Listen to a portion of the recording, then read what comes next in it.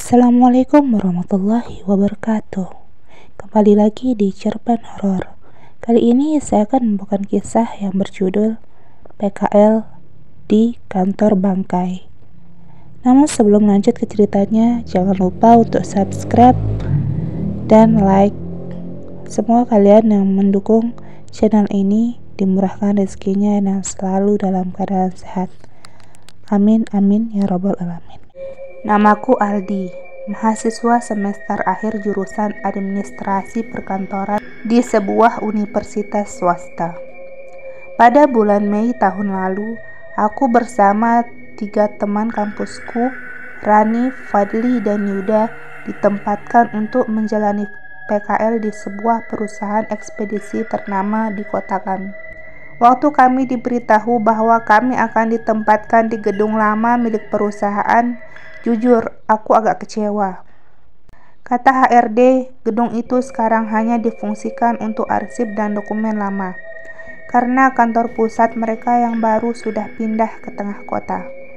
Tapi karena tempat PKL terbatas, kami tak punya pilihan. Gedung itu terletak di pinggiran kota, di belakang sebuah gudang logistik besar. Tidak ada petugas kebersihan, tidak ada resepsionis, hanya satu satpam tua bernama Pak Darmin yang berjaga dari sore sampai pagi. Hari pertama kami datang, kami disambut bau apak yang menyengat, cat mengelupas di dinding, dan suara genteng berderit-derit karena angin. Tapi ruangan lantai 3 yang kami tempati cukup luas. Meski dipenuhi lemari arsip dan rak map berdebu, ada beberapa meja tua dan stop kontak yang masih berfungsi. Kami pikir, ya sudahlah, setidaknya ada colokan buat ngecas HP. Hari-hari awal kami isi dengan memindahkan dokumen-dokumen lama ke komputer. Aktivitas membosankan, tapi cukup tenang. Sampai suatu siang, Padli nyeletuk. Kalian pernah ngerasa ada yang ngeliatin gak sih dari rak paling ujung itu? Kami semua melirik ke rak besi yang tinggi di pojokan ruangan. Rak itu penuh debu dan map-map tua bertuliskan tahun 90-an. Serius, tadi gue lihat kayak bayangan nunduk dari situ. Rani menimpali. Jangan nakut-nakutin, kita di sini 2 bulan lagi. Hari-hari berikutnya makin aneh. Printer tua kadang menyala sendiri, padahal kami tidak pernah menyalakan saklarnya. Map jatuh sendiri, padahal tidak ada angin. Dan malam-malam kami mulai mendengar suara kursi bergeser, meski tidak ada orang. Suatu sore, aku dan Yuda turun ke pos satpam untuk mengisi air minum. Di sana, Pak Darmin, si satpam tua, sedang merokok. Aku coba iseng bertanya, Pak, dulu kantor ini rame ya? Sekarang kok serem banget? Iya, dulu gedung ini kantor pusat sampai kejadian kebakaran itu. Aku dan Yuda saling melirik. Kebakaran? Pak Darmin pun bercerita. Tahun 2001, kantor ini terbakar hebat saat jam kerja.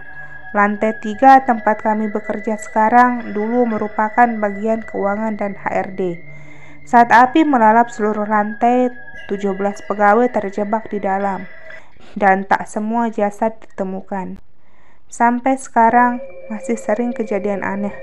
Dulu saya pernah dengar suara orang nangis di toilet lantai 3, tapi pas dicek kosong.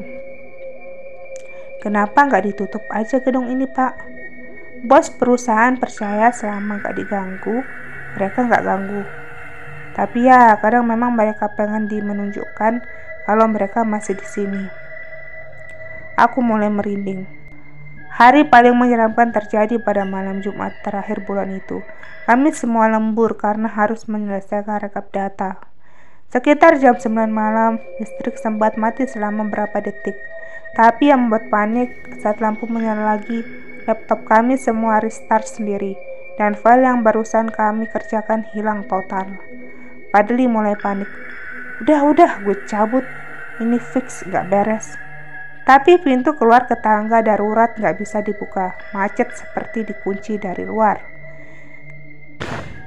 Tiba-tiba kami semua mencium bau daging terbakar yang menyengat. Lalu dari ventilasi atas terdengar suara rintihan, seperti seseorang yang kehabisan nafas. Dan kemudian tok tok tok, prak prak. Pintu ruangan kami digedor dari luar, cepat, kasar, seperti ada yang menabrakkan tubuhnya ke pintu. Kami semua berkumpul di pojokan. Rani mulai menangis keras-keras. Yuda membaca doa pelan-pelan. Sementara Padli berdiri di depan pintu menahan pakai meja. Lalu semua sunyi, gelap, lampu kembali padam. Saat aku memberanikan diri melongok lewat kaca pintu, aku melihat sesuatu.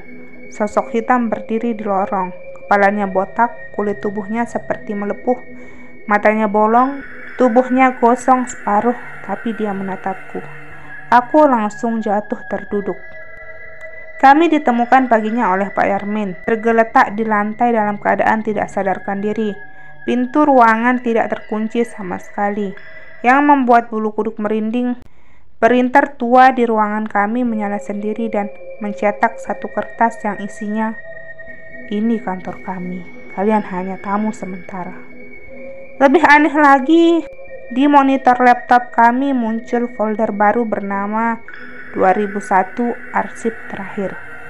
Di dalamnya ada file berisi daftar nama 17 korban kebakaran, lengkap dengan foto-foto mereka.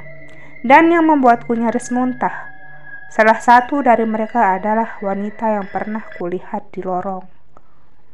Perusahaan akhirnya memindahkan kami ke kantor baru. Gedung lama itu kini resmi ditutup, katanya untuk renovasi. Tapi sampai sekarang tak ada satupun pekerja yang berani masuk ke lantai 3. Setiap kali aku lewat daerah itu, aku selalu menatap gedung kosong itu dari kejauhan. Dan aku masih ingat mata kosong sosok itu menatapku, seolah mengatakan, "Jangan pernah kembali."